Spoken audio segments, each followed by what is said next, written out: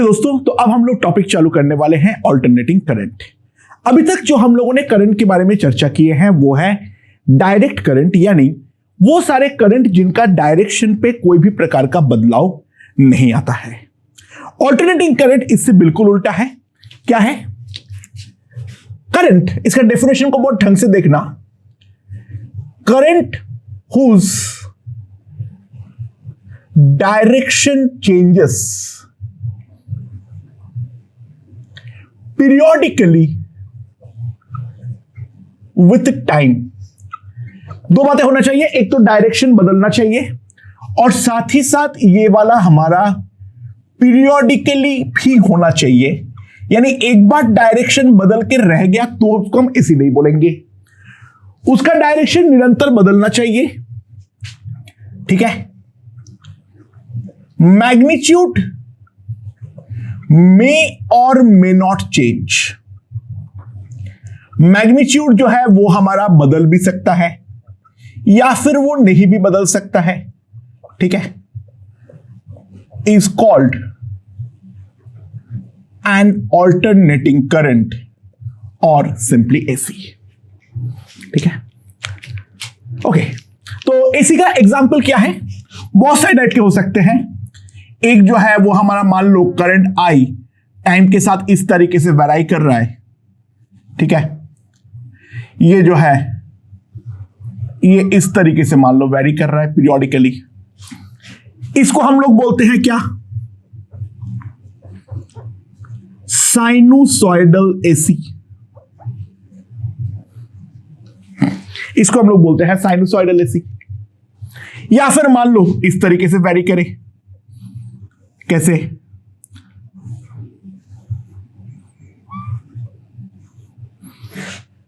इसको हम लोग बोलेंगे ट्रायंगुलर एसी। ठीक है। या फिर मान लो इस तरीके से वैरी करे, ये जाए फिर सीधा ऐसे नीचे आ जाए, फिर ऊपर जाए, फिर ऐसे नीचे आ जाए, इस तरीके से चलते रहे, तो इसको हम लोग बोलेंगे सॉ टूथ एसी। तो कुल मिला के इसका डायरेक्शन जो है वो हमारा बदलना चाहिए। मैग्नीट्यूड के चाहे बदल भी सकता है, नहीं भी बदल सकता है। उस चीज के रिगार्डिंग हम कोई भी गारंटी नहीं देने वाले हैं। ठीक है। तो सबसे पहले we will start with the basic. AC हमारा पैदा कैसे होता है उसके बारे में ध्यान देते हैं। So we shall talk about AC generator. ठीक है। It's a very simple circuit. Observe, ये है हमारा एक रिंग या फिर कॉइल, जो भी है बोल दो। इसका नंबर ऑफ टर्न्स जो है वो है n। इसका नंबर ऑफ टर्न्स जो है वो है n। जो एरिया हमें दिख रहा है वो है हमारा a। ठीक है ना। मैग्नेटिक फील्ड B मान लो इस तरीके से है। रिंग के एकदम नीचे एक बहुत छोटा सा गैप है, बिना रिंग का कोई डायमेंशन को डिस्टर्ब करे, और इसके अक्रॉस हमारा एक रेजिस्टेंस R कनेक्टेड है। ठीक है। मैंने यहां पर एक एमीटर लगाया। ठीक है। और इस R के अक्रॉस मैंने एक वोल्टमीटर लगाया। एसी में special type of ammeter and voltmeters होते हैं। ठीक है। They are called AC ammeters and AC voltmeters. उसके बारे में बाद में ध्यान देंगे। मैं इस टाइप ऑफ सेटअप किया और ये वाला रिंग के ये वाला एक्सिस के अबाउट मैंने पूरा रिंग को ओमेगा नॉट से रिवॉल्व कर दिया। ठीक है। अच्छा, तो कोई भी इंस्टेंट पे जो हमारा एंगल रोटेट होगा, तो एंगल रोटेटेड में क्या लिख सकता हूं? उसको मान लो मैं बोल देता हूं थीटा। यहां पे थीटा जो है that is obviously omega naught t. Right. Initially B vector और ए वेक्टर जो था वो आपस में पैरेलल था, एंड कोई एक जनरल टाइम पे मान लो थीटा एंगल से रोटेट कर गया, so theta will be equals to omega naught t. तो दोस्तों जो हमारा फ्लक्स होगा phi, that will be equals to B A cos omega naught t. B हमारा कांस्टेंट है तो मैं डायरेक्टली डॉट ले सकता हूं एरिया के साथ ही, राइट। तो जो हमारा ईएमएफ इंड्यूस होगा that is minus d phi by d t. तो इस पे अगर मैं ध्यान दूं that will be equals to B A omega naught into sine omega naught t. तो ये मेरा ईएमएफ इंड्यूस होगा इन दोनों पॉइंट के अक्रॉस, जो मेरा वोल्टमीटर रीडिंग देगा, ठीक है, जो मेरा वोल्टमीटर रीडिंग देगा। एंड जो हमारा करस्पॉन्डिंगली करंट आएगा E by R, that is B A omega naught by R into sine omega naught t. Now ये जो B A omega naught by R है, इसको मैं बोल देता हूं आई नॉट। तो मेरे पास आएगा I equals to I nought sine omega t, ठीक है। So basically it will be an sinusoidal AC. It will be a sinusoidal AC. So this is a very simple formation of AC generator. इस तरीके से हम AC current को जो है वो हम जनरेट कर सकते हैं, ठीक है। अच्छा बाय द वे, अगर नंबर ऑफ टर्न्स n है, मैंने वहां पे छोटी सी गलती किया हूं, अगर नंबर ऑफ टर्न्स n है तो यहां पर NBA आएगा। ये तो मेरा हर इसके साथ आने वाला है, तो यहां पर भी एक n जो है वो लिख डालो, ठीक है, B A N omega naught. So that is the I naught, and that will give me the AC generator. So it has a voltage like this. इसको मैं V naught भी बोल सकता हूं, right? तो ये वाला सोर्स जो है इसको हम इस तरीके से दिखाते हैं, वहां पर जैसे हम बैटरी के साथ दिखाते थे। अच्छा यहां पर हम ध्यान देना, पोलैरिटी जो है वो निरंतर बदलती रहेगी। अभी जो इंस्टेंट पे लेफ्ट वाला प्लस है, राइट वाला माइनस है, तो कुछ देर बाद लेफ्ट वाला माइनस, राइट वाला प्लस मेरा होने वाला है। So this is called an AC source, ठीक है, राइट। तो दोस्तों यहां पर हम अगर ध्यान दें, ये करंट का मैग्नीट्यूड एक का पर्टिकुलर वैल्यू हमारा लेने वाला है। यहां पर भी एक पर्टिकुलर वैल्यूज लेने वाले हैं, यहां पर भी ध्यान दो, यहां पर भी। तो ये जो हमारा आई नॉट है, ये आई नॉट को हम क्या बोलते हैं, इसका peak current,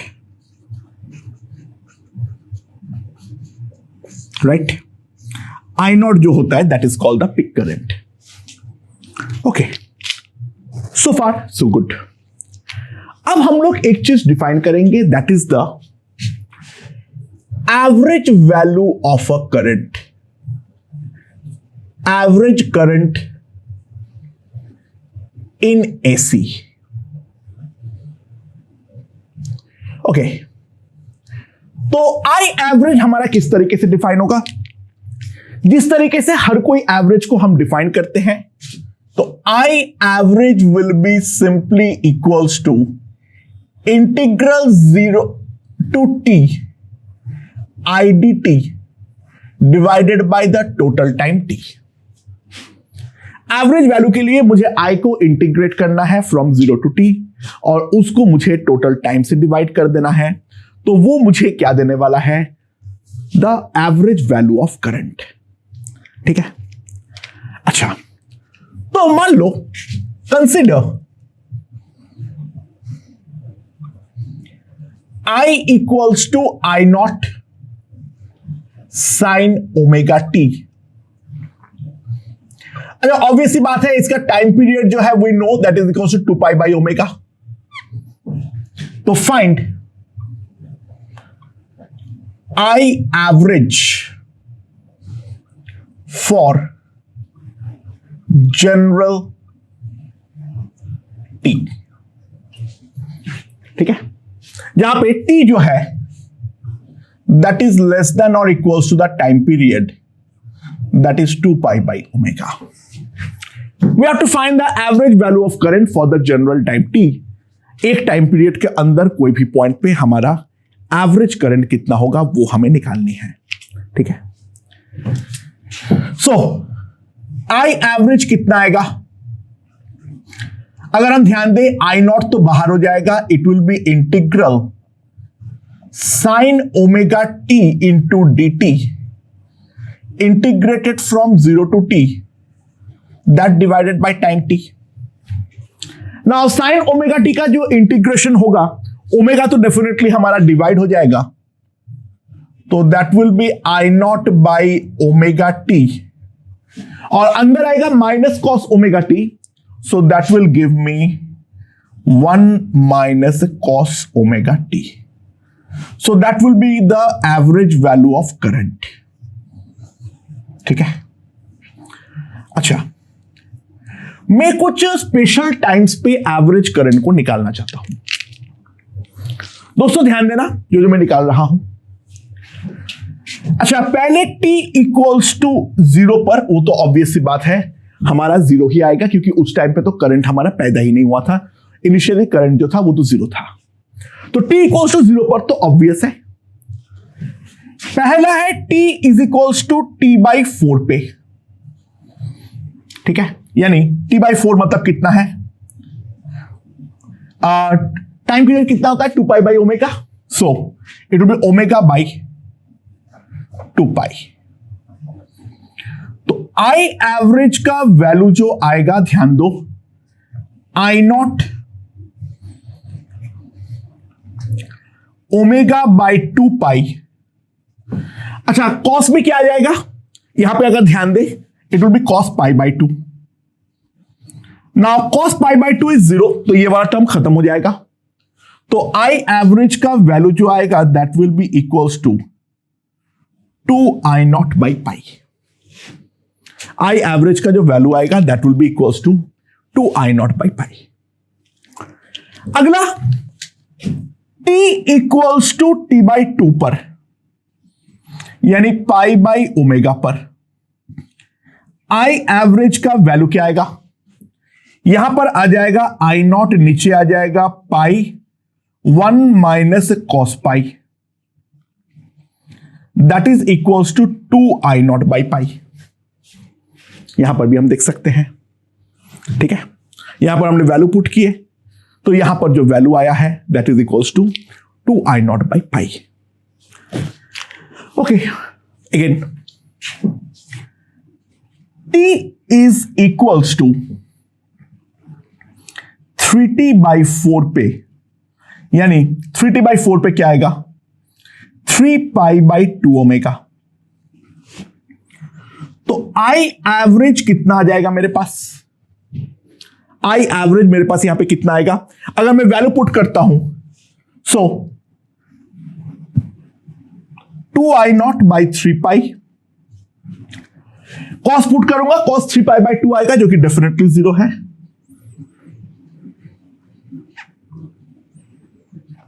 that is 2 I naught by 3 pi, right?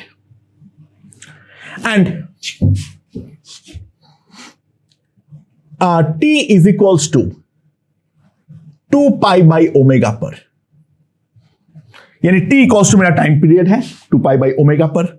अगर मैं पुट करता हूं तो आई एवरेज का जो वैल्यू आएगा, ध्यान देना, it will B cos 2 pi, cos 2 pi is nothing but 0. The average value of current will be equals to 0. तो दोस्तों पहले ग्राफिकली इस चीज को एक बार के लिए समझते हैं। ध्यान दो, मैं एक साइकिल के लिए ड्रॉ कर रहा हूं, मैं एक साइकिल के लिए ड्रॉ कर रहा हूं, ठीक है। तो ये जो मेरा साइकिल है ये कुछ इस प्रकार का दिखता है, और इसके इंपॉर्टेंट पॉइंट्स अगर मैं मार्क करूं, ये 0 है, ये t है, ये t/2 है, ये t/4 है, ये 3t/4 है।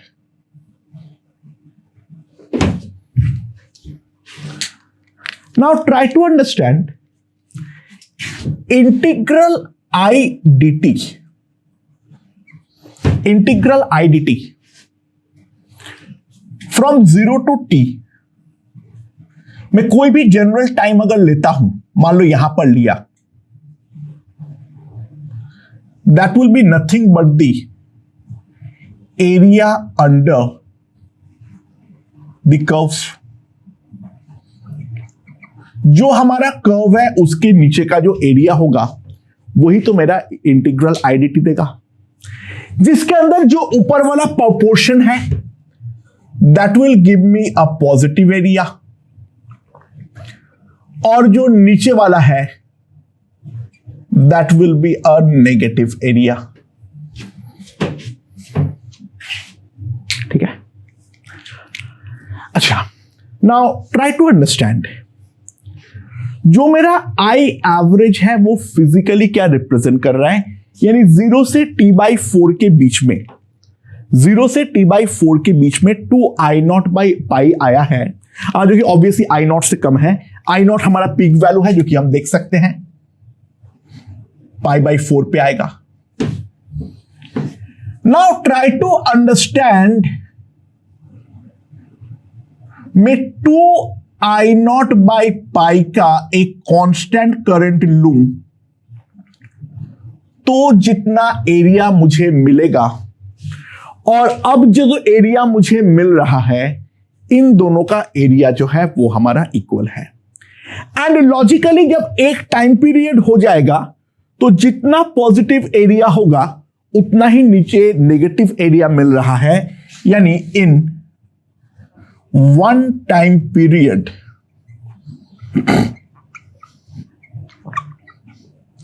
ठीक है, इन वन टाइम पीरियड जो हमारा पॉजिटिव एरिया का मैग्नीट्यूड आ जा रहा है नेगेटिव एरिया का मैग्नीट्यूड, यानी इस कारण पे integral IDT from 0 to capital T is coming out to be 0। तो ऑब्वियस सी बात है, ये अगर 0 है तो जो हमारा एवरेज वैल्यू ऑफ करंट होगा, that average value of current will also be equals to 0, right. The average value of current will always be equals to 0। पहले इस बात को हम समझ लेते हैं, ठीक है।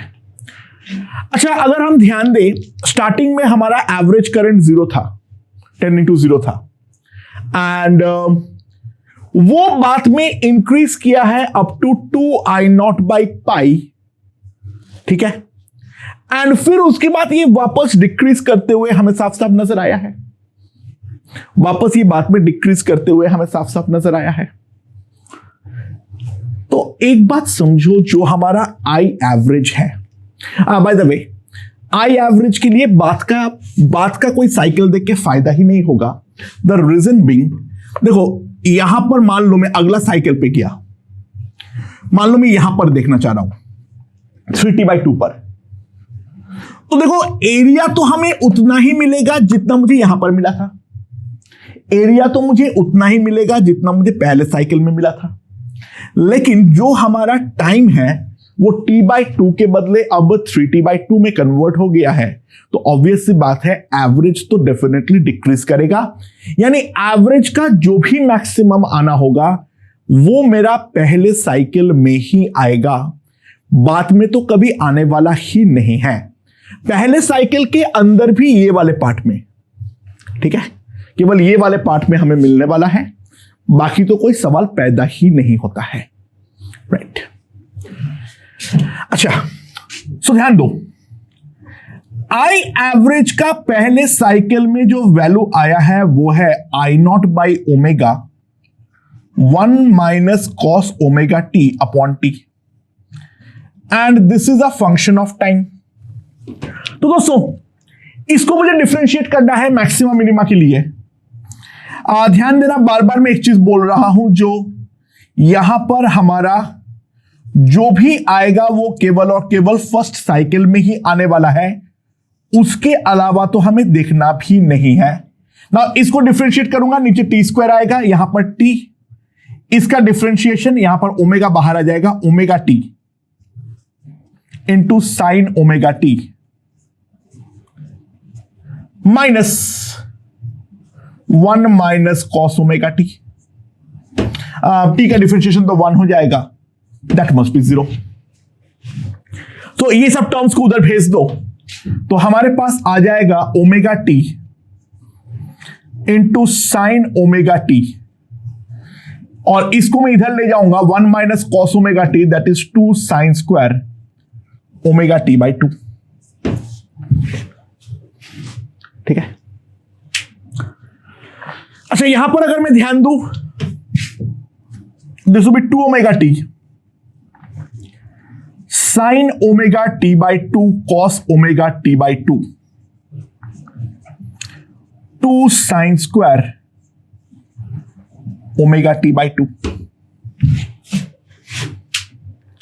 सो ये जो 2 है वो तो पहले काट के खुश हो जाओ, बाद में और भी कुछ कटेगा, ध्यान दो। पहला साइकिल में sign omega T by 2 zero होना पॉसिबल ही नहीं है अनलेस टी जीरो है। देखो, अगला मुझे अगर पाई चाहिए होगा जीरो करने के लिए, अगला मुझे पाई चाहिए होगा जीरो करने के लिए, तो पाई के लिए टी जो मुझे पुट करना पड़ेगा वो तो 2 पाई बाई ओमेगा, यानी 1 टाइम पीरियड, वो तो हमारा सेकेंड साइकिल पे है, तो वहां पर तो सवाल पैदा ही नहीं होता है। सो ओमेगा टी ये हमारा काट दो, कॉस को डिवाइड कर दो, tan omega T by 2। This is the solution regarding the maximum value. अच्छा, पहला हम पुट करते हैं t 2 पाई बाई ओमेगा। अच्छा, इसको डायरेक्टली सॉल्व करने की औकात हम नहीं रखते हैं, लेकिन हम कुछ वैल्यूज चेक कर सकते हैं। t को अगर हम पाई बाई 2 ओमेगा पुट करते हैं तो ये हमारे पास कितना आ जाएगा,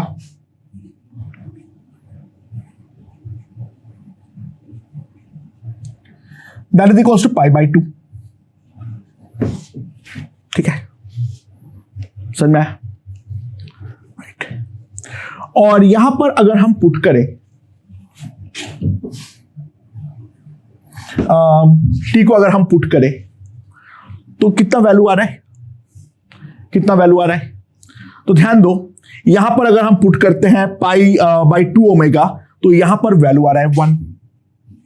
तो ऑब्वियसली ये इसका सॉल्यूशन तो नहीं है, और ना कि तुम्हारा पाई बाई ओमेगा है, क्योंकि वहां पर भी अगर पुट करूंगा तो इधर मेरा पाई आएगा, और यहां पर जो है, यहां पर तो हमारा इनफाइनाइट आने वाला है। तो सॉल्यूशन जो है वो इन दोनों के बीच में कहीं ना कहीं लाई तो डेफिनेटली करता है। अब इस चीज को हम ग्राफिकली एक बार समझते हैं, यानी what we have is omega T must be equals to tan omega T by 2। पहले इस बात को हम समझते हैं, राइट? और इस चीज को अब मैं ग्राफिकली आगे एक्सट्रापोलेट करूंगा, और मैं एक सॉल्यूशन का रेंज समझाऊंगा, और उसके बाद थोड़े बहुत बातचीत हम और करने वाले हैं। First of all understand this thing, जो मेरा पाई बाई 2 ओमेगा जब मैंने पुट किया तो लेफ्ट हैंड साइड जो आ रहा है पाई बाई 2 जो कि 1 से छोटा है, राइट हैंड साइड जो है वो मेरा बड़ा आ रहा है। ठीक है, समझ में आ रहा है? और यहां पर भी अगर मैं पाई बाई ओमेगा भी पुट करूं तो लेफ्ट हैंड साइड मेरा पाई आ रहा है, और राइट हैंड साइड जो आ रहा है वो हमारा इनफाइनाइट आ रहा है। तो ऑब्वियस सी बात है, जो यहां पर हमारा मैक्सिमा या फिर मिनिमा तो डेफिनेटली एग्जिस्ट नहीं कर रहा है, ना एट पाई बाई 2 ओमेगा, ना at pi by omega. Solution कहां पर एग्जिस्ट करेगा उसका एक आइडिया जो है वो हम लगाने का कोशिश करते हैं। ओके ओके दोस्तों, सो दिस इज द चैलेंज, जो हमें इस वाले का सॉल्यूशन जो है वो हमें निकालनी है। तो हम किस तरीके से निकालेंगे, लेट्स सी।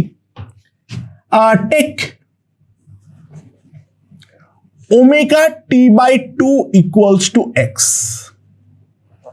तो that simply implies we have to solve tan x is equals to tan 2x equals to 2x. This we have to solve. ठीक है। अरे बाय द वे हमारा जो t है उसको हमने पहले ही कर लिए थे। t जो है that lies between the interval of 0 to pi by omega, यानी x जो है that lies between 0 to pi by 2। ठीक है। तो दोस्तों इसको एनालिटिकली निकालना तो पॉसिबल नहीं है, तो मैं एक बार ग्राफिकल मेथड निकालना चाह रहा हूं और मैं ये भी दिखाऊंगा जो इसमें केवल एक ही सॉल्यूशन एग्जिस्ट करता है। ये वाला सॉल्यूशन को निकालने के लिए तो हायर न्यूमेरिकल मेथड्स चाहिए होती है। ठीक है, कॉलेज में जाके सीखोगे न्यूटन रैप्सन मेथड वगैरह, but that is not important. एक बार बस ग्राफिकल अंडरस्टैंडिंग ले लो। This is my x equals to pi by 2। तो graph of tan will look like something like this.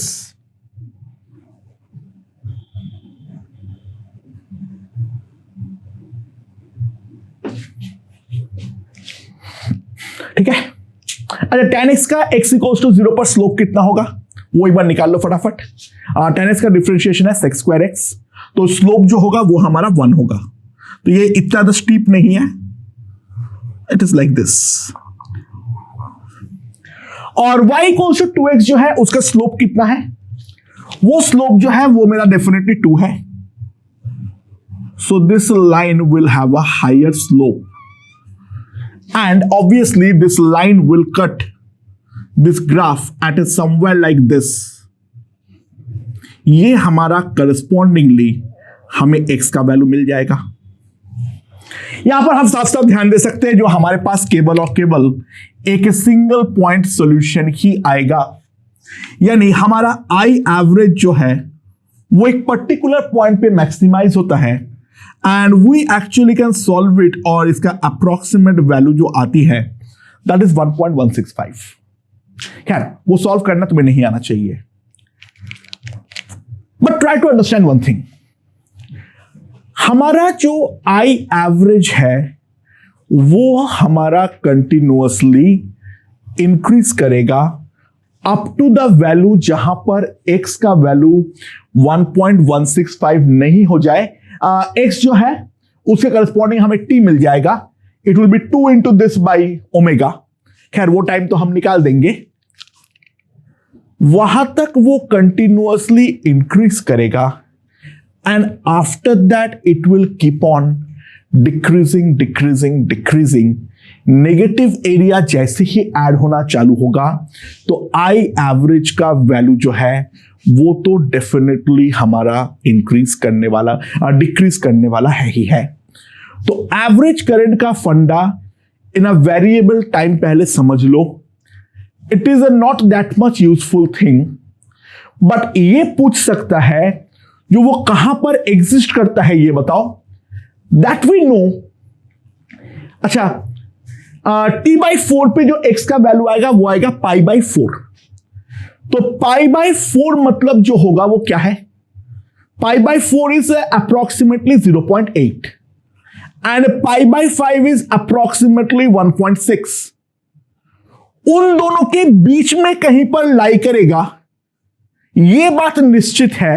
मतलब जो मेरा ओरिजिनल ग्राफ था मैं केवल एक साइकिल के लिए ड्रॉ करूंगा I वर्सेस t का। यहां पर जो मेरा पहला साइकिल था, ठीक है, this is pi by omega, sorry π/2 omega, this is pi by omega. इन दोनों के बीच में मेरा एक सर्टेन पॉइंट जो है वो हमारा एग्जिस्ट करता है t0, जहां पर हमारा जो करस्पॉन्डिंग आई एवरेज होगा that will B maximised.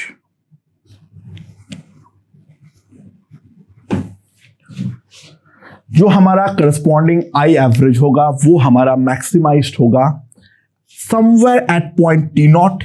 T naught का वैल्यू हम निकाल सकते हैं omega into T not by 2, that must be equals to 1.165। तो टी नॉट जो होगा दैट विल बी 2. कितना आ जाएगा 33 बाई ओमेगा। ठीक है, ये वाला पर्टिकुलर टी नॉट पे हमारा आई एवरेज का वैल्यू जो है वो हमारा मैक्सिमाइज होने वाला है। That is the fact. ठीक है, अब वैल्यू कितनी आएगी? आई एवरेज होती कितनी थी? आई एवरेज होती थी I not by omega into t 1 minus cos omega t. ठीक है, ना ओमेगा टी इसको मैं ऐसे भी लिख सकता हूं 2 आई नॉट आई एवरेज का maximum by omega t nought 2 sine square omega t not by 2। ठीक है, ये हमारे पास आ जाएगा, right? Okay, so what we will have is 2 I not by omega t not by, मतलब बेसिकली हमारे पास आ जाएगा I nought 2 I not by 1.165 into sine square 1.165. This will be the maximum value of I average. कुछ reputed books ने 2 I not by पाई लिख रखा है। कुछ रेपुटेड बुक्स ने मैक्सिमम वैल्यू को 2 आई नॉट बाई पाई लिख रखा है, यानी जो बेसिकली पाई बाई 2 ओमेगा और पाई बाई ओमेगा पे वैल्यू है, बट वो हम डेफिनेटली देख सकते हैं हमारा मैक्सिमम एवरेज करंट का वैल्यू नहीं है। पहले इस बात को हमें समझना पड़ेगा। अब एक अच्छी बात, काफी कुछ हॉरेंडस चीज हो रखा है, काफी कुछ प्रॉब्लमैटिक चीज हो रखा है। Generally by I average we understand it, we understand average in one time period t। इतना मगजमारी होने के बाद मैं बस इसलिए ये करवा रहा हूं क्योंकि कुछ बुक्स ने ये लिख रखा है जो आई एवरेज का मैक्सिमम वैल्यू साइनोसॉइडल के लिए 2 आई नॉट बाई पाई होती है। दैट इज एब्सोल्युटली रॉन्ग, वो नहीं होती है। उसका सॉल्यूशन हॉरेंडस है, वो पॉसिबल नहीं है, but it will be definitely 2 I not by पाई नहीं है। ये बात को रियलाइज करवाना ही मेरा मेन काम था। वो वाला जहां जहां पे लिख रखा है वो डेफिनेटली हमें काट डालना है, वो हमें नहीं पढ़ना है। अच्छी बात यह है, हमें जब एवरेज करंट पूछता है, अगर कुछ नहीं बोला हुआ है तो हम समझेंगे वो एक टाइम पीरियड के लिए ही निकालने के लिए बोला है। अब और एक अच्छी बात, फॉर प्योर एसी करंट, अगर मेरे पास प्योर ऑल्टरनेटिंग करंट है, then in one time period I average का वैल्यू हमेशा ही 0 आने वाला है। अगर मेरे पास प्योर एसी है तो उसका जो एवरेज करंट होगा वो एवरेज करंट का वैल्यू हमेशा ही 0 आने वाली है। सबसे पहले इस बात को रियलाइज करो। सबसे पहले इस बात को रियलाइज करो, जो एक प्योर एसी के लिए एक टाइम पीरियड में जो हमारा एवरेज वैल्यू होगा that will be equals to 0. I hope this point is perfectly understood.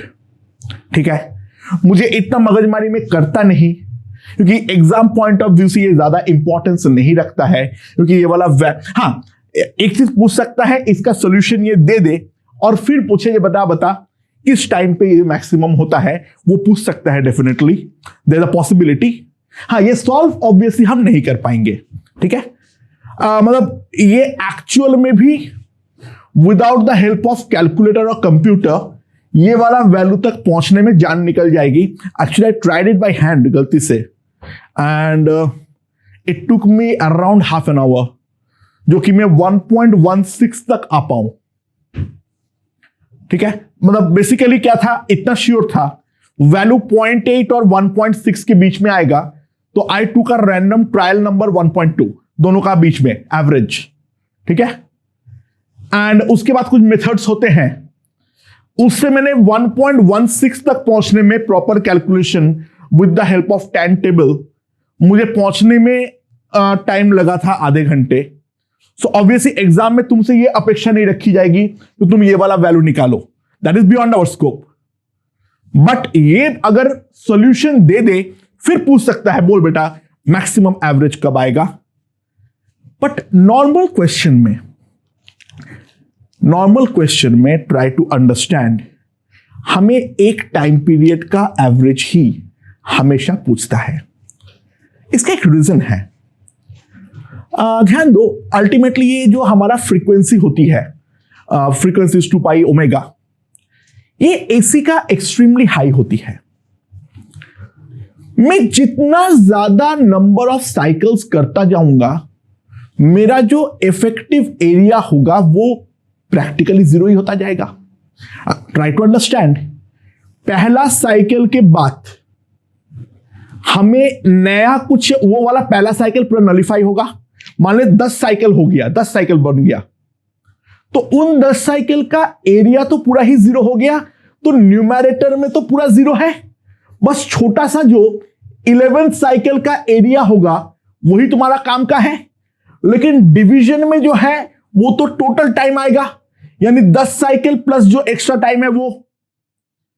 अब समझो, अगर मैं 1 लाख साइकिल के बारे में बात करूं तो न्यूमैरेटर में जो है वो न्यूमैरेटर में हमारा प्रैक्टिकली एक बहुत छोटा वैल्यू आएगा 0 से 1 के बीच में. ठीक है, 0 से 2 के बीच में. और डिनोमिनेटर में जो आएगा वो भयंकर बड़ा एक नंबर आने वाला है.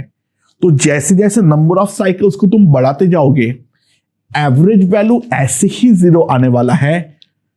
तो एवरेज वैल्यू अगर किसी ने पूछा एग्जाम में, स्पेसिफाई नहीं किया किस टाइम तक निकालना है, तो हम ये समझेंगे वो एक पीरियड का ही एवरेज वैल्यू के बारे में बातचीत कर रहा है.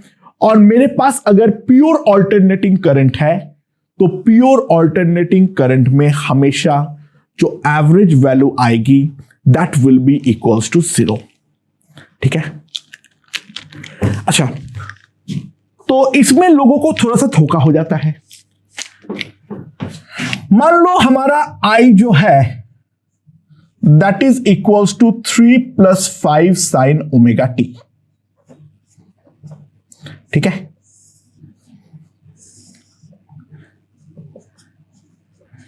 इज इट, क्या लिख रहा हूं, is it N AC?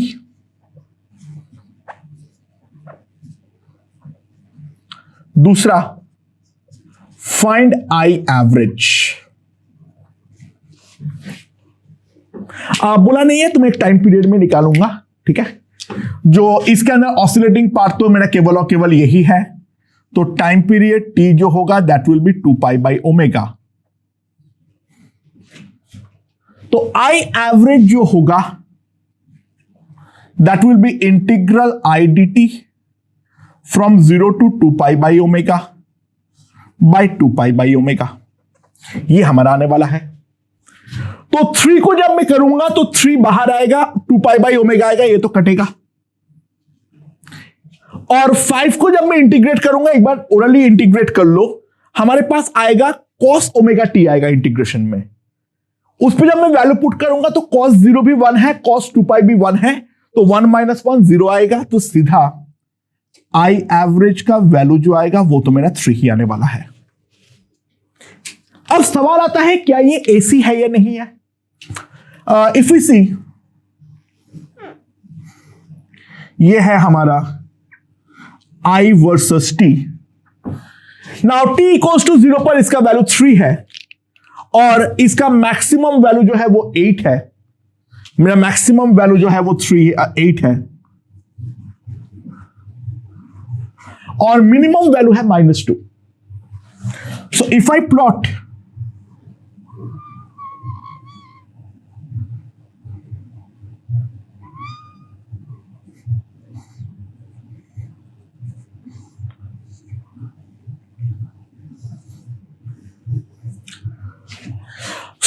Obvious सी बात है, यहां पर जो मेरा ग्राफ है, ठीक है, इसमें साइन चेंज तो हो रहा है, तो ऑब्वियस सी बात है इट इज एन एसी।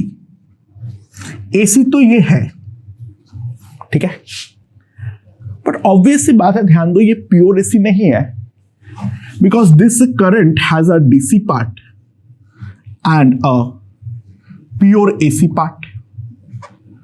और ये जो प्योर एसी पार्ट है, इसका देखो ध्यान दो, एवरेज 0 ही आया है।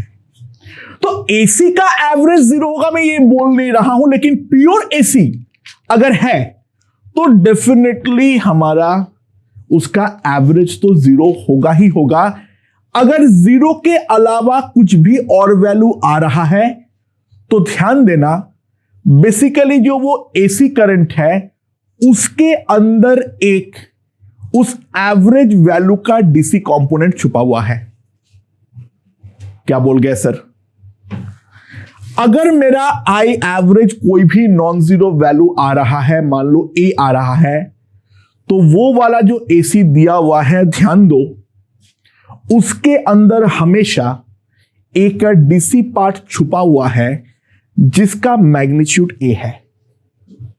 सिंपल सी बात है, क्योंकि उस डीसी के अलावा जो बाकी एसी पार्ट है, जो प्योर एसी है, उसका तो एवरेज वैल्यू एक टाइम पीरियड में डेफिनेटली 0 आना ही आना है। प्योर एसी का मतलब ही है उसका आई एवरेज 0 होना चाहिए। That's it. ठीक है, ओके। तो एवरेज वैल्यू के बारे में हमने काफी कुछ चर्चा कर चुके हैं। ठीक है, अब हम लोग एक इंपॉर्टेंट टर्म डिफाइन करेंगे, that is called the IRMS, और that is called the root mean square current.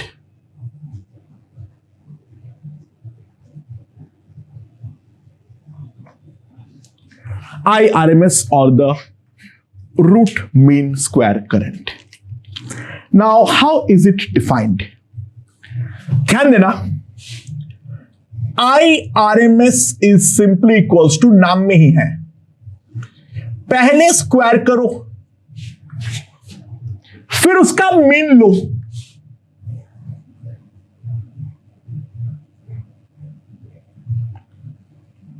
Mean लेने का मतलब तो ये होता है, और फिर उसका रूट ले लो। So this will give me the RMS value of current. Again यहां पर भी unless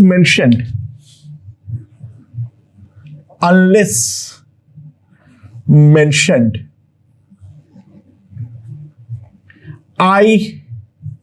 IRMS is taken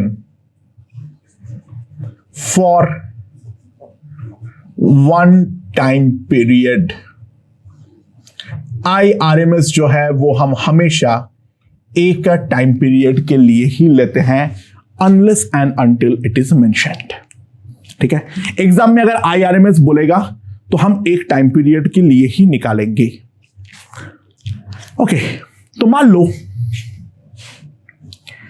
I दे रखा है I0, sine omega t, find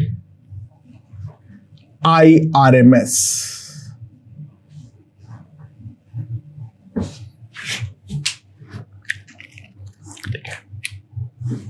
अच्छा, टाइम पीरियड टी कितना है? 2 पाई बाई ओमेगा। तो integral I square d t from 0 to t क्या आएगा? I not square integral sine square omega T D t from 0 to t. इसको ऐसे लिख दो, आई नॉट स्क्वायर बाई 2, यहां पे 2 साइन स्क्वायर ओमेगा टी आएगा, तो 1 minus cos 2 omega T D T 0 to 2 pi by omega. अच्छा, पहले तो 1 का इंटीग्रेशन होगा, वो तो मेरे पास सिंपली होगा, आई नॉट स्क्वायर बाई 2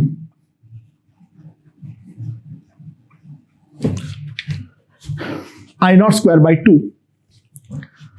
अब उसके बाद ध्यान दो, इसका जो मेरा इंटीग्रेशन है, यहां पर साइन 2 ओमेगा टी आएगा, नीचे जो भी आएगा डिवाइड में फाड़ में जाए, साइन 0 भी 0, साइन 4 पाई भी 0, तो सिंपल सी बात है ये टर्म तो 0 होगा ही होगा। तो ऊपर वाला जो वो आ गया, that is I not square by 2 into T. तो हमारे पास जो आरएमएस वैल्यू आएगा, that will be under root I not square by 2 into T divided by T, that is equals to I not by root 2।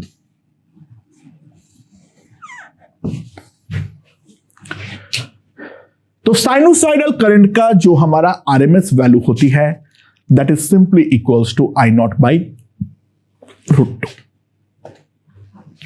I hope ये हमें समझ में आ चुका है। अच्छा, बाय द वे एक इंपॉर्टेंट बात, साइन स्क्वायर का इंटीग्रेशन एक टाइम पीरियड पे हमेशा 0 होता है, एंड सिमिलरली कॉस स्क्वायर का भी जो होता है वो हमारा 0 होता है, और जो हमारा साइन इंटू कॉस का होता है उसका भी 0 होता है। इसको पहले दिमाग पे सेट कर डालो, ठीक है। Sine square, cos square, sine into cos, तीनों का इंटीग्रेशन जो होता है वो हमारा 0 होता है। अच्छा, ये वाले क्वेश्चन में थोड़ा सा चेंज करता हूं, फाइंड IRMS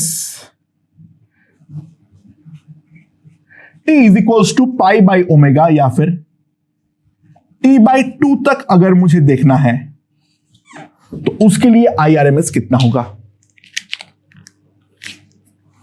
ठीक है। तो यहां पर क्या आएगा,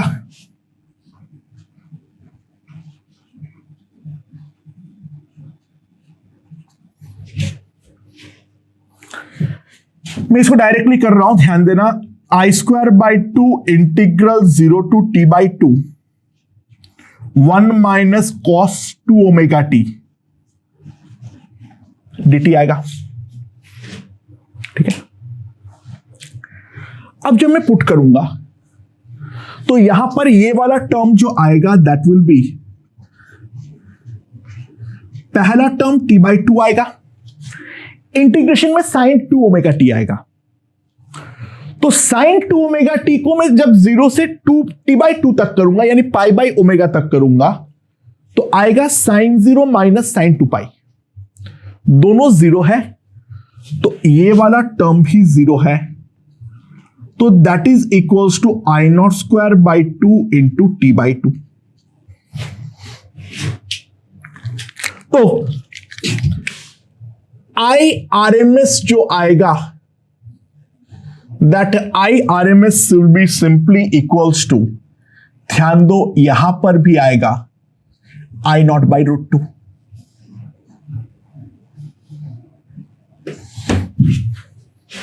क्योंकि डिवाइडेड बाई टी बाई 2 होगा, वो कटेगा, अभी भी रूट लूंगा तो IRMS बाई रूट 2 आएगा।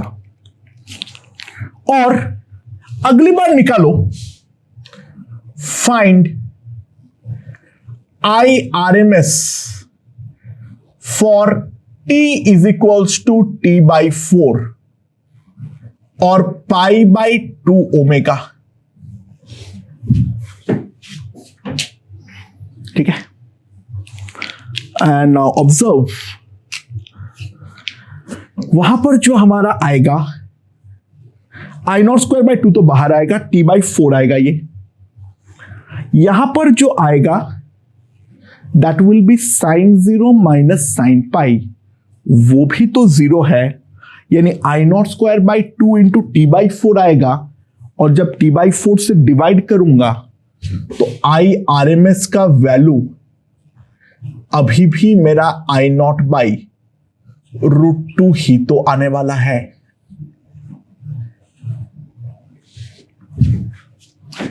एंड बाय द वे ध्यान देना, इसके अगर छोटा करूंगा तो I0/√2 नहीं आएगा। रीजन, मान लो अगर मैं T/8 पे गया, मान लो मैं T/8 पे गया, तो वहां पर साइन का जब होगा तो वहां पर होगा sin0 माइनस sin π/2 आएगा। वो वाला क्वांटिटी जीरो नहीं है, तो वो वाला क्वांटिटी जीरो नहीं है, तो ऑब्वियस सी बात है वहां पर हमारा RMS का वैल्यू I0/√2 नहीं होने वाला है। बट T/2 और T/4 इन तीनों का ही RMS वैल्यू सेम आ रहा है, तो क्या ये तुक्का है या फिर इसके पीछे कोई लॉजिक है? यानी कब, देखो ऑब्वियस सी बात है, हम जितना छोटे में बना पाएंगे उतना अच्छा है। ठीक है, जितना कम टाइम तक ले पाए, कम टाइम के लिए इंटीग्रेट करना पड़े, वो उतना अच्छा है। तो हमें कैसे मालूम पड़ेगा जो कब हम कर सकते हैं और कब हम नहीं कर सकते हैं? It's very interesting. सी, अगर मैं एक साइकिल का ग्राफ देखूं,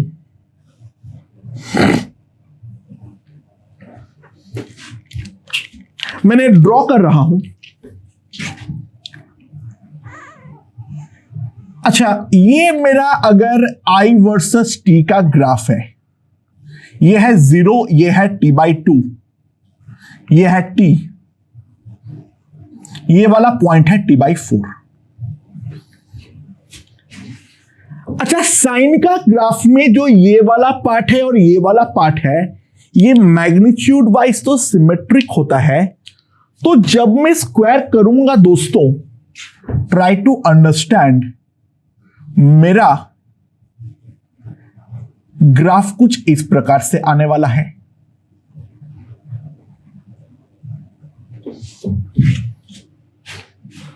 सो साइन स्क्वायर का जो इफेक्टिव साइकिल है वो मेरा सीधा आ गया है T/2। ठीक है, वो मेरा सीधा आ गया है T/2। उसके लिए T तक इंटीग्रेट करना तो हमेशा ही बेवकूफी रहेगा, क्योंकि I का टाइम पीरियड भले ही T है, I² का टाइम पीरियड T है ही नहीं, T/2 है। और एक टाइम पीरियड के लिए जो आएगा पीरियोडिक फंक्शन के प्रॉपर्टी के लिए, दो टाइम पीरियड के लिए करूंगा तो वही आएगा। इसका टाइम पीरियड तो हमेशा T/2 है, तो ये वाला पार्ट को तो पहले ही हम सिंपली भूल सकते हैं। दोस्तों ये हमेशा पॉसिबल नहीं होगा, ठीक है ना। साइन सिमेट्रिक ग्राफ है मैग्नीट्यूड वाइज, इसलिए हो पा रहा है। ये दोनों जो है वो सेम बन जा रहा है ना। अब ध्यान दो, एक्चुअली हम और गलत देख रहे हैं। पीरियोडिसिटी भले ही नहीं है, लेकिन मैं ये वाला एरिया जो है I² dt, मतलब तो इंटीग्रल I² dt मतलब ये वाला एरिया है, ये वाला एरिया और ये वाला एरिया बाइसिमेट्री सेम है, क्योंकि साइन ऑफ 180 माइनस थीटा तो साइन थीटा है ही है। तो एरिया अगर सेम है तो मैं डबल एरिया करके फिर डबल लेंथ से डिवाइड करूं, या फिर आधे का ही एरिया लेकर आधे लेंथ से डिवाइड करूं, अलग थोड़ी ना होने वाला है। तो जो IRMS T के लिए आ रहा है वो लॉजिकली T/2 के लिए तो आना ही चाहिए था, क्योंकि वो तो भाई हमने पीरियड ही गलत देख रहे हैं, साइन स्क्वायर का पीरियड टी है ही नहीं, वो तो टी है। साथ ही साथ t/4 के अबाउट जो हमारा मिरर सिमेट्री है, so that is making the areas equal. तो हम t/4 तक का टाइम पीरियड निकालें तो भी हमारे कोई फर्क नहीं पड़ता है। ठीक है, तो कब हम लोग t/4 तक कर पाएंगे और कब नहीं कर पाएंगे उस बात को समझ लो। ग्राफ जरूर प्लॉट कर लेना। अगर टाइम पीरियड सीधा आधा हो जा रहा है तो आधे टाइम पीरियड के निकालना ही है, क्योंकि भाई 2 साइकिल लेके करूंगा क्या। उसके बाद t/4 के अबाउट देखो लेफ्ट राइट सिमेट्री है या नहीं है। अगर लेफ्ट राइट सिमेट्री है यानी मिरर सिमेट्री है तो in that case simply t/4 तक निकालो, उसके आगे निकालने का मतलब ही नहीं बनता है। तुम बोलोगे सर क्या फर्क पड़ता है, साइन में फर्क नहीं पड़ता है, बट आगे जो मैं क्वेश्चन दूंगा उस पर डेफिनेटली लॉजिकली फर्क पड़ने वाला है। ठीक है, समझ में आया? ओके, आगे बढ़ते हैं। ओके दोस्तों, एक प्योर एसी दिखाया हुआ है, जैसे कि हम देख सकते हैं साफ साफ। क्या है यहां पर, ये लीनियरली इंक्रीज कर रहा है फिर डिक्रीज कर रहा है। It is going up to a value of -I0 by symmetry हम बोल सकते हैं। एंड अब इसका मुझे IRMS जो है, the question is find IRMS for this given current. दोस्तों पहली बात तो यह है, जो हम ये वाला पार्ट को भूल ही जाएंगे, हम यहीं तक करेंगे 0 से t/2, क्योंकि स्क्वायरिंग करने के बाद पॉजिटिव और नेगेटिव तो एग्जैक्टली सिमेट्रिक बन जाएगा। एंड नाउ ध्यान देना, t/4 के अबाउट मिरर सिमेट्री है, तो हम 0 से t/4 तक का ही निकाले तो उसका जो IRMS आएगा वही मेरा एक पूरा टाइम पीरियड का डेफिनेटली IRMS आने वाला है। पहले इस बात को समझते हैं, that fact is important. Otherwise यहां पे हमें इक्वेशन बनाना पड़ेगा, क्योंकि इक्वेशन दिया हुआ नहीं है। हम अगर 0 से t/2 तक करेंगे तो जबरदस्ती ये वाला लाइन और ये वाला लाइन का इक्वेशन हमें अलग से बनाना पड़ेगा, 2 इक्वेशन बनाना पड़ेगा। जबकि यहां पर जो है एक single straight line passing through origin का इक्वेशन बनाएंगे तो भी मेरा काम निकल जाएगा। तो 0 से t/4 तक करने पर जो मेरा काम है वो सब्सटेंशियली आसान हुआ है या नहीं हुआ है? डेफिनेटली आसान हुआ है। तो t/4 के अबाउट जो सिमेट्री है वो वाला सिमेट्री को एक्सप्लॉइट करने के बारे में हमें सोचना चाहिए। हाँ, अगर हुआ तो, नहीं हुआ तो फिर मैं दोनों लाइन का इक्वेशन बना लेता और इक्वेशन बनाने के बाद आगे बढ़ता। राइट, अच्छा भाई साहब IRMS कितना आएगा जल्दी बोलो। ये वाला लाइन का अगर मैं इक्वेशन देखूं तो जो हमारा y/x होगा, y एक्सिस मतलब करंट एक्सिस, x एक्सिस मतलब time axis, that is y0/x0, क्योंकि ये वाला पॉइंट तो 0,0 है। y0 इज I0, तो that is equals to 4I0/t। तो मेरे पास I जो आ जाएगा that will be equals to 4I0/t into t, that is current as a function of time. T belongs to 0 to t/4। इसके लिए ये वाला चीज वैलिड होगा। ओके, तो I² कितना होगा? 16I0² by t² into small t²। तो इंटीग्रल I² dt होगा from 0 to t/4 16I0² by t² integral t² dt from 0 to t/4। तो अगर हम ध्यान दें इस पर क्या आ रहा है, यहां पर एक 3 आएगा और t³/64 होगा, t² और t³ कटेगा और यहां पर 4 कटेगा, तो it will B I0² t/12। तो आई आर एम एस जो आएगा that will be equals to under root I not square T by 12 divided by t by 4. We can see it will be I naught by root 3. Simple. ठीक है। अच्छा, ये वाले का IRMS कितना होगा लॉजिकली बताओ। ये मेरा है I एक्सिस, ये है हमारा T एक्सिस।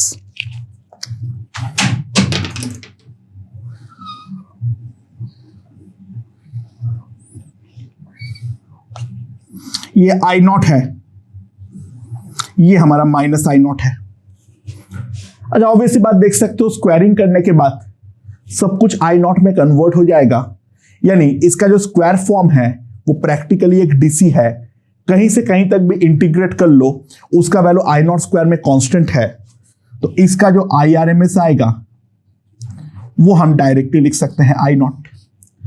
अच्छा, ये एक इंपॉर्टेंट एसी है जहां पर डायरेक्शन तो बदल रहा है, प्योर एसी भी है, लेकिन मैग्नीट्यूड में कोई बदलाव नहीं हो रहा है। मैग्नीट्यूड उसका आई नॉट पे फिक्स है, डायरेक्शन जो है वो निरंतर बदल रहा है। इस स्टेप टाइप ऑफ एसी, तो एसी में मैग्नीट्यूड जो है इट मे और मे नॉट चेंज, ये हो सकता है ये हमारा ना बदले। ठीक है, राइट। नाउ अब एक मैं ग्राफ दे रहा हूं जहां पर ये सब सिमेट्री वगैरह एक्सप्लॉइट नहीं हो सकता है। क्या है? जो हमारा ग्राफ है कुछ इस प्रकार का है, I और T। इसका ग्राफ कुछ इस प्रकार से है।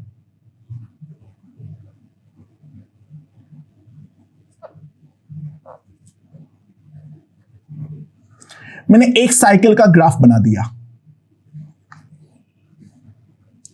ये वाला है आई नॉट, ठीक है, ये वाला है आई नॉट, ये है टी बाई 2, ये है टी। ये दे रखा है it is a pure AC, then find IRMS। भाई जब यहां पर कोई सिमेट्री वगैरह कुछ नहीं है, तो यहां पर तो पूरा प्रॉपर 0 से T ही करना पड़ेगा। वो बात अलग है, लेकिन साथ ही साथ और एक बात इंपॉर्टेंट है, इसका जो नीचे वाले का पीक है उसके बारे में मुझे कोई आइडिया नहीं है, तो इसका जो वैल्यू है वो मैं ले लेता हूं -I1। अब बात यह है इसका वैल्यू कहां से आएगी I1 की।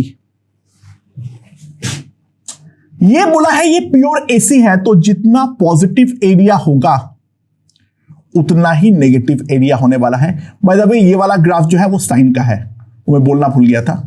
ये वाला ग्राफ जो है वो साइनोसॉइडल है, ठीक है। ये प्योर एसी है, तो आई एवरेज 0 आना चाहिए एक टाइम पीरियड में, यानी जितना एरिया ऊपर बनेगा उतना ही एरिया नीचे बनेगा। तो दोस्तों जो हमारा टाइम पीरियड है T,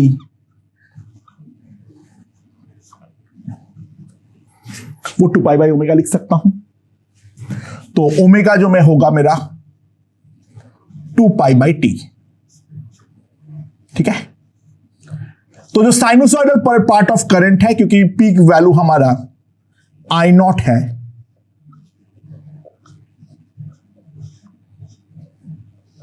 वो आएगा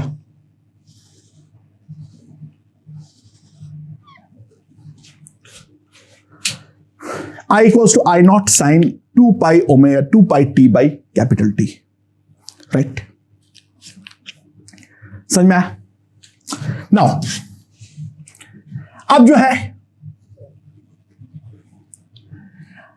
इंटीग्रल I dt फ्रॉम 0 से 2/2 that must be equals to I1 into T/2।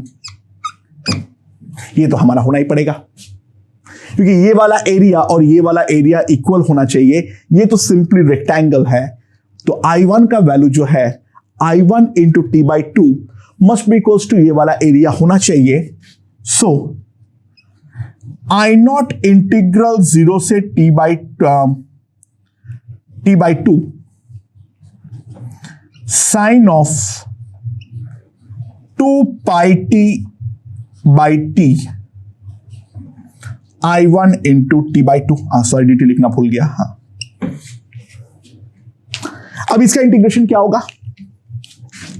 2 pi by T तो यहां पर आएगा, यानी I0 टी बाई 2 पाई हो जाएगा। इसका इंटीग्रेशन होगा minus cos 2 pi T by capital T from 0 से T by 2 I1 into T by 2। तो यहां पर अगर मैं ध्यान दूं, this will come out to be cos पाई, that is -1 minus cos 0, that is 1 minus 2, that makes it 2, यानी I0 T by pi I1 into T by 2, so I1 is equals to 2 I0 by pi.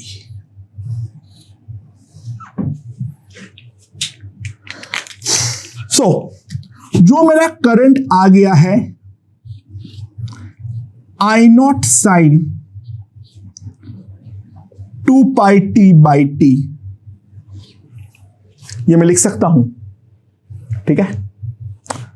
And this is for t belonging to 0 से T by 2 and -2 I0 by pi t belonging to,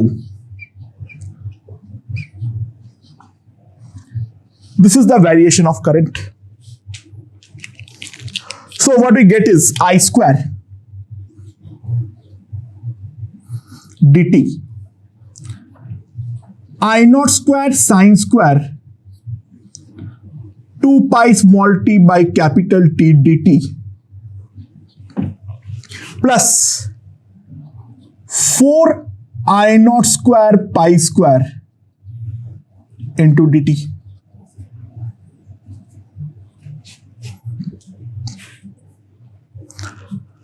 So integral I square dt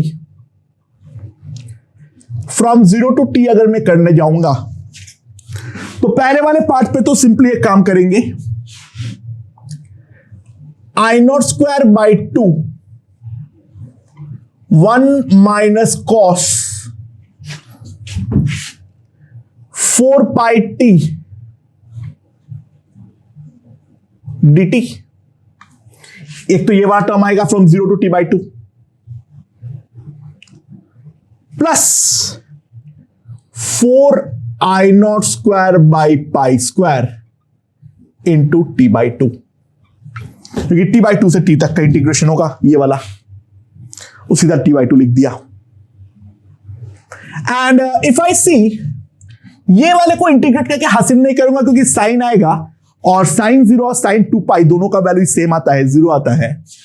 so it will be simply equals to I0 square t by 4 plus 2 I0 square t by pi square. ये हमारे पास आने वाला है। तो इसको अगर मैं t से डिवाइड कर दूंगा, अच्छा बाय द वे इसको थोड़ा एलसीएम लेके बना लेता हूं, 4 pi square I0 square t, that will be pi square plus 8, ये हमारे पास आने वाला है। So what you get is IRMS is equals to, अगर मैं ध्यान दूं इसको t से डिवाइड करके रूट लेने वाला हूं तो यहां पर आ जाएगा मेरे पास I0 बाई 2 पाई और यहां पर आ जाएगा अंडर रूट में पाई square plus 8।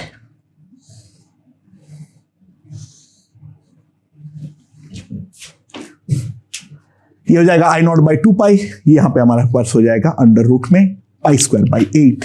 So that will give me the RMS value, जैसे कि हम लोग देख सकते हैं. यहां पर मेन हिंट था वो प्योर एसी था, तो पहले हमें एरिया अंडर द कर्व को जीरो करके एवरेज वैल्यू को जीरो करेंगे, ये वाला वैल्यू आएगा. फिर उसके बाद तो मैनिपुलेशन है जो कि हम साथ साथ सॉल्व कर सकते हैं. चलो अगला देखते हैं. I equals to 7 plus sin omega t. Find IRMS. Obviously बात है, इसका दो पार्ट है, एक डीसी पार्ट है और एक एसी पार्ट है. तो देखते हैं जो इसका किस तरीके से होने वाला है. ठीक है, लेट्स सी. अच्छा, आई स्क्वायर का वैल्यू क्या आएगा? 49 plus 70 sine omega T plus 25 sine square omega T.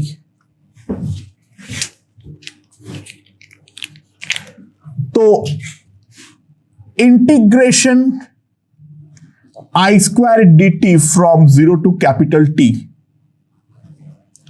यहां पर तो आ जाएगा सीधा 49t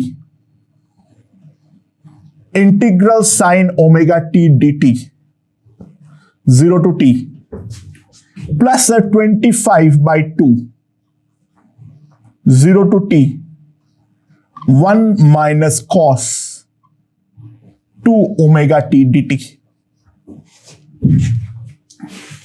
रियलाइज ये वाला टर्म जीरो आएगा. साइन का एक टाइम पीरियड में तो डेफिनेटली जीरो आता ही आता है, और यहां पे cos 2 ओमेगा टी वाला टर्म भी जीरो आएगा. So what will have is that's a pretty interesting result. 25/2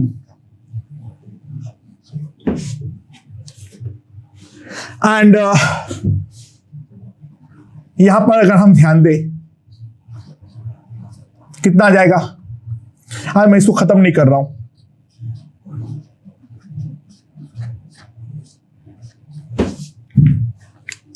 तो टी से डिवाइड मार के जब रूट लूंगा, I R M S equals to root over 49 plus 25/2. Another way of seeing it is 7 square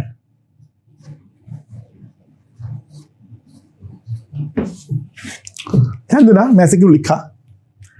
सीधा DC part और 5 sign omega T का जो हमारा आरएमएस है वो 5/√2 है, यानी नेट पे जो आ रहा है डीसी स्क्वायर प्लस एसी का आरएमएस स्क्वायर, उस पूरे चीज का अंडर रूट.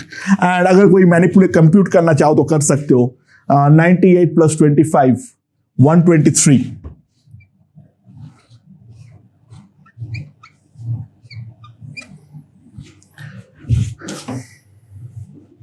ठीक है, तो अगर डीसी और एक एसी है तो दिमाग मत लगाना, सीधा DC square plus AC square का अंडर रूट हमारे पास आरएमएस आ जाएगा.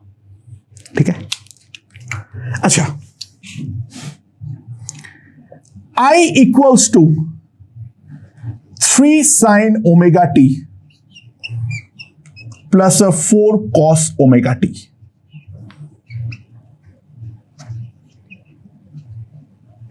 Bye the way try to understand, cos omega T भी साइनोसॉइडल एसी है. वहां पर बस जो है नॉर्मली मेरा फेज शिफ्ट है π/2 का. ठीक है, sine of π/2 plus omega t is nothing but cos omega t. तो we have a phase shift of π/2, nothing else. ठीक है, सो इसका IRMS क्या आता है, let's see. I square 9 sine square omega T plus 16 cos square omega T plus 24 sine omega t cos omega t. And that can be written as 9/2 1 minus cos 2 omega t plus 16/2 1 plus cos omega t plus 12 sin of 2 omega t. Now if we integrate,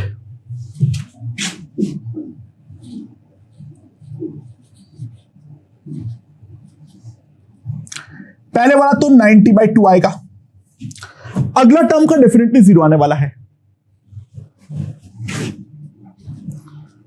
plus 16/2, अगला term का definitely 0 आने वाला है, और sign का integration में definitely 0 आएगा क्योंकि कॉस आएगा, cos 0 और cos 4 पाई आएगा।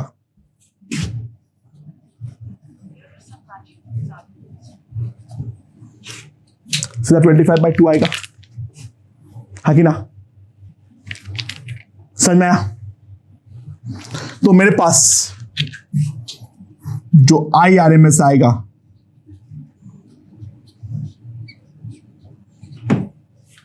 And that can be also written as, अगर साइन और कॉस है तो बहुत बढ़िया रहता है, एक का RMS लो, दूसरे का RMS लो, स्क्वायरिंग करके ऐड करके रूट ले लो, तो ये हमारे पास डायरेक्टली IRMS का वैल्यू आ जाएगा। ओके ओके दोस्तों, तो एक आध क्वेश्चन और देखते हुए अब हम लोग इस चीज को खत्म करने वाले हैं। अब जो है हमारा, अगर टाइम पीरियड सेम ना हो तो इन दैट केस क्या होगा, मतलब जो मेरा I है वो है 3 sin omega t plus 4 sin 2 omega t, ठीक है। इस केस में अब हमारा टाइम, यहां पे हमारा IRMS कितना होने वाला है निकालने का ट्राई करते हैं, ठीक है दोस्तों। ये वाले का जो हमारा टाइम पीरियड है T1 वो है मेरा 2 पाई बाई ओमेगा, और इस वाले का जो टाइम पीरियड है वो है मेरा 2 पाई बाई 2 ओमेगा, यानी that is equals to pi by omega. तो पीरियोडिसिटी के बारे में हम ढंग से जानते हैं, तो इफेक्टिव टाइम पीरियड जो आएगा वो आएगा LCM of T1 and T2, so that will be equals to 2 pi by omega. तो जो मेरा इफेक्टिव टाइम पीरियड होगा वो तो मेरा 2 पाई बाई ओमेगा ही रहेगा, जो कम बड़ा टाइम पीरियड वाले के यानी कम फ्रीक्वेंसी वाले का करस्पॉन्डिंग हो, ठीक है। अच्छा, नाउ I स्क्वायर क्या आएगा बताओ, 9 साइन स्क्वायर ओमेगा टी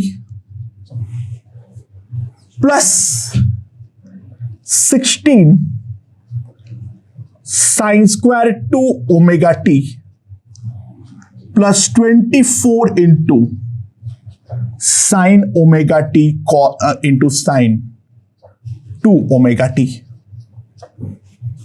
ये हमारे पास आएगा।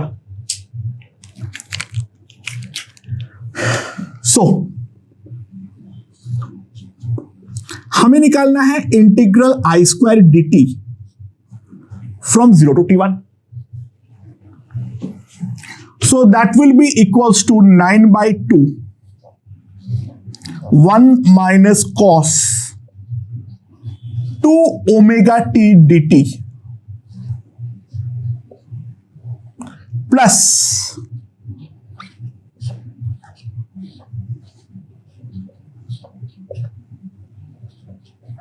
cos 4 omega t dt, ठीक है। और इस पर अगर मैं ध्यान दूं, मैं प्रोडक्ट से सम पे जा रहा हूं, 2 sin A sin B is cos of A minus B minus cos A plus B।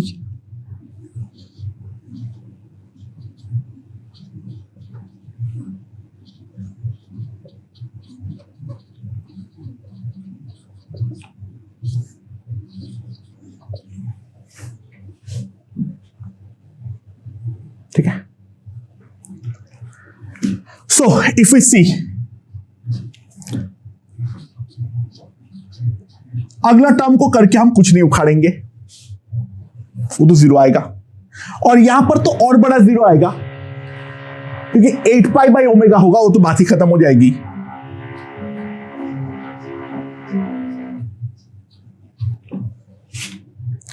इससे क्या आएगा, कॉस। इंटीग्रेट करूंगा तो इसमें आएगा साइन 2 पाई आएगा, और यहां पर साइन 6 पाई आएगा।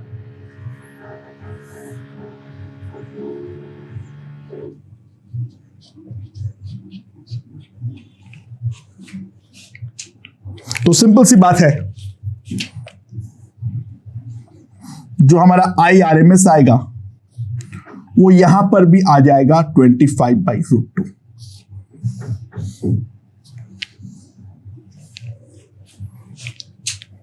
ठीक है। अच्छा, अब एक इंपॉर्टेंट फंडा, combination of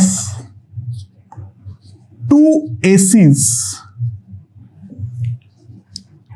need not be an AC। अच्छा, AC होने के लिए पीरियोडिक होना जरूरी है। एक सिंपल एग्जांपल, मेरे पास जो I1 है वो है 4 sin ओमेगा टी। ऑब्वियसली बात है, ये हमारा एक प्योर AC है, और I2 जो है वो है मेरा 4 sin t है, ये हमारा AC है।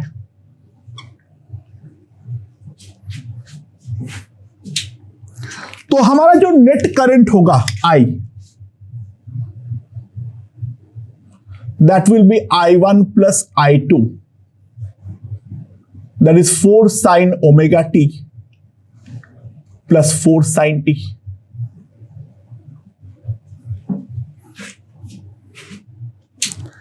अब गौर से ध्यान दो, ये वाले का टाइम पीरियड जो है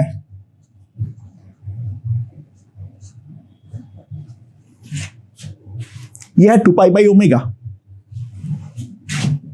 और इसका जो हमारा टाइम पीरियड है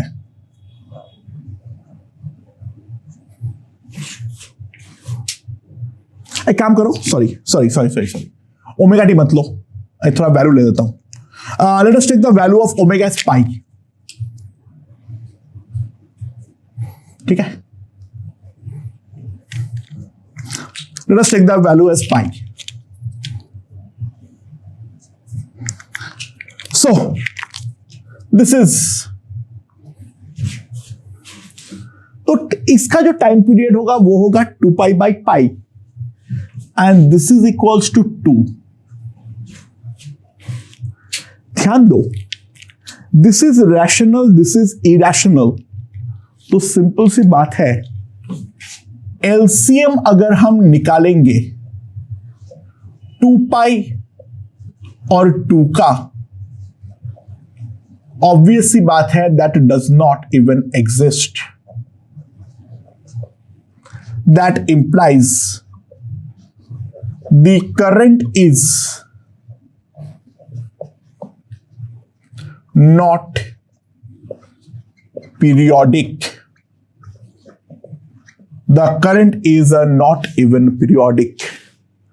तो इसका जो IRMS है, जब तक टाइम स्पेसिफाई ना करे तब तक हम कुछ नहीं बोल सकते हैं। अच्छा, एक बात इंपॉर्टेंट बात समझो, IRMS is defined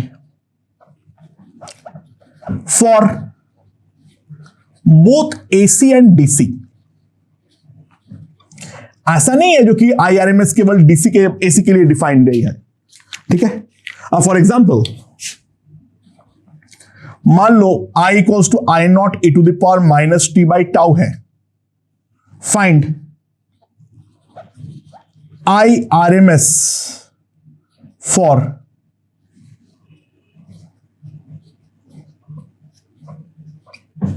इस इंटरवल के लिए IRMS निकाल के दो।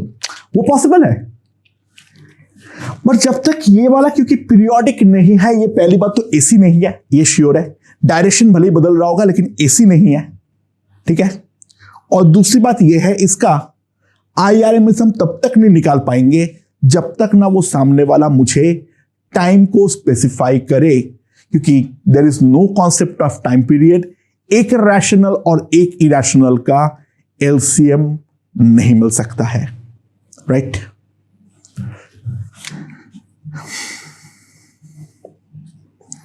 I square equals to I naught square e to the power -2/tau। इसका अगर IRMS निकालू तो I square dt integration 0 to tau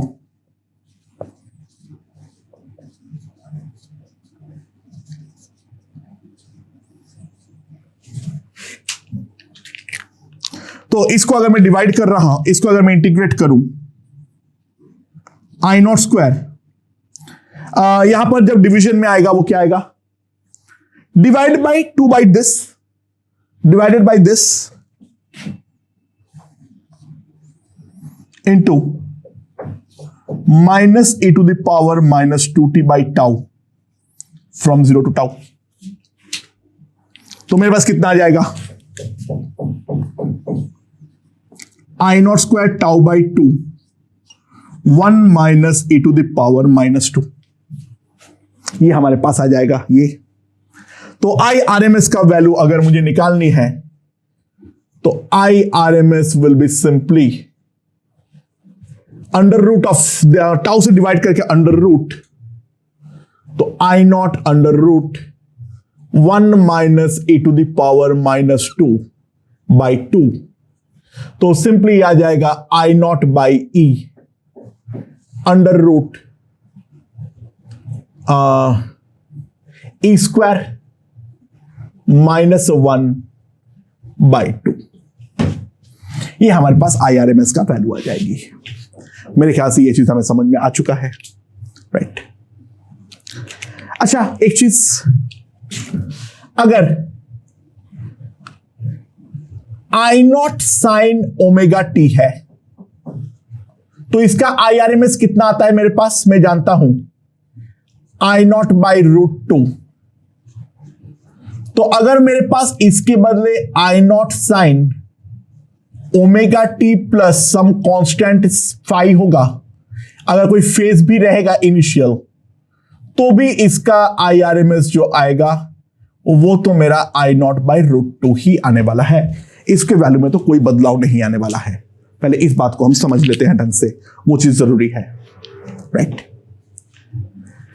अच्छा, अगर मेरे पास साइनूसॉइडल AC सोर्स है, ठीक है, उसको दिखाते इस तरीके से है।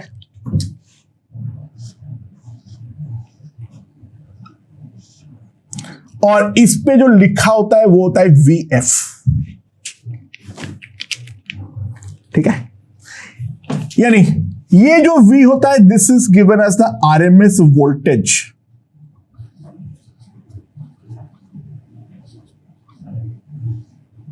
And this is the frequency. हम सोर्स को लिखते इस तरीके से है, ठीक है। अच्छा, फ्रीक्वेंसी F क्या होती है, टाइम पीरियड होता है 2π/ω। तो अगर मान लो कोई सोर्स दिया हुआ है 200 volt 50 hertz, that simply implies, जो सिंपली इंप्लाई करता है इसका पीक वोल्टेज जो होगा that is V0, that is 200√2 volt, और जो मेरा ओमेगा आएगा that will be equals to 100 pi, ठीक है। ओमेगा जो आएगा that will be equals to 100 pi. इस तरीके से हम डील करते हैं, यानी जो लिखा होता है वो हमेशा RMS वैल्यू होता है और बाकी फ्रीक्वेंसी जो है वो हर्ट्ज में दिया हुआ होता है। सो ओमेगा जो आएगा that will be equals to 100 pi. तो दोस्तों the basic introduction to AC is done. AC का जो मैथमेटिकल ऑपरेशंस होता है वो मैं तुम लोगों को करा दिया हूं। अब हम लोग सर्किट एलिमेंट्स के साथ एसी को ऐड करने वाले हैं। ओके